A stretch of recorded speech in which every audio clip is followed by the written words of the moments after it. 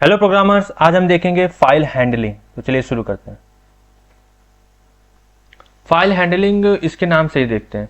File handling, handling का मतलब क्या होता है? किसी चीज़ को हैंडल करना। ठीक है, तो पहले हम डिफिनेशन भी देखते हैं, फिर डिफिनेशन से और समझेंगे। File handling in C refers to the process of creating, reading, writing and manipulating files using the C programming language. This is through standard library functions.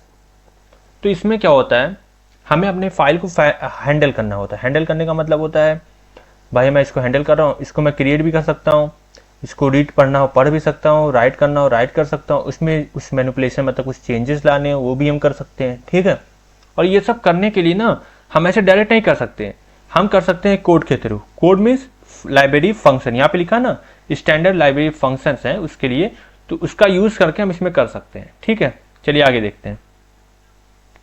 तो उसमें कुछ अब देखते हैं कॉमन ऑपरेशन, मतलब कि कॉमन जो हम फंक्शंस को यूज करते हैं। तो ठीक है, देखिए इसके लिए अलग अलग हमें ऑपरेशन करने हैं, तो उसके लिए हमें अलग अलग फंक्शन को यूज करना पड़ेगा। ठीक, ओपनिंग अ फाइल, अगर हमको फाइल को ओपन करना है तो इसके थ्रू कर सकते हैं, या ओपन के थ्रू। रीडिंग, अगर किसी फाइल से हमको रीड करना है कि इसमें भाई क्या है, इसमें क्या चीज़ें हैं, तो इसमें हम यफ गेट्स यफ रीड इन फंक्शन का यूज कर सकते हैं। ठीक है, और अगर हमें किसी फाइल को राइट करना है, कुछ राइट करना है मतलब कुछ लिखना है उसमें भाई, कुछ ऐड ऑन करना है, तो उस सिचुएशन में हम if protect if puts if right in function का यूज कर सकते हैं। और फाइनली अगर हम जब फाइल को क्लोज करेंगे तो हम उस सिचुएशन में यफ क्लोज फंक्शन का यूज करेंगे। चलिए देखते हैं आगे। तो अब देखते हैं क्या एडवांटेजेस है, क्या इंपॉर्टेंस है, क्या यूज हो सकता है इसका ओवरऑल। मतलब file handling allows programs to store data permanently and retrieve it is as needed. Okay, store data permanently and retrieve it as needed. तो फाइल हैंडलिंग का मतलब क्या हुआ? फाइल हैंडलिंग का मतलब हुआ हम फाइल में डेटा को स्टोर कर सकते हैं, फाइल में डेटा को राइट कर सकते हैं, फाइल को रीड कर सकते हैं। ठीक है, ये सारे ऑपरेशन जो जो हमको फाइल में करना होता है वो सब कर सकते हैं। इवन हम फाइल से डेटा को ले भी सकते हैं। रिट्रीव का मतलब क्या होता है? रिट्रीव का मतलब होता है किसी चीज़ से डेटा को लेना।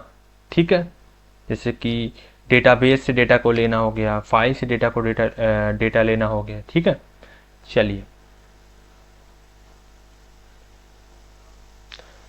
तो नोट्स आपके कमेंट में दिए गए हैं, और इसके साथ ही साथ आपको पोस्ट क्वेश्चन के लिंक भी दिए रहेंगे ताकि आप पोस्ट क्वेश्चन को सॉल्व करिए एज अ टेस्ट, ताकि आपको कितनी सारी चीज़ें समझ में आई हैं। ठीक, और वीडियो को लाइक कीजिए, शेयर कीजिए, सब्सक्राइब कीजिए। सब्सक्राइब करने के बाद आज नोटिफिकेशन बेल आइकन को जरूर दबाइए ताकि आपको वीडियोज़ के जो नोटिफिकेशन है सबसे पहले आपको मिले, और हर इवनिंग में आपको नए वीडियोस मिलते रहेंगे। Thank you so much guys for watching this video.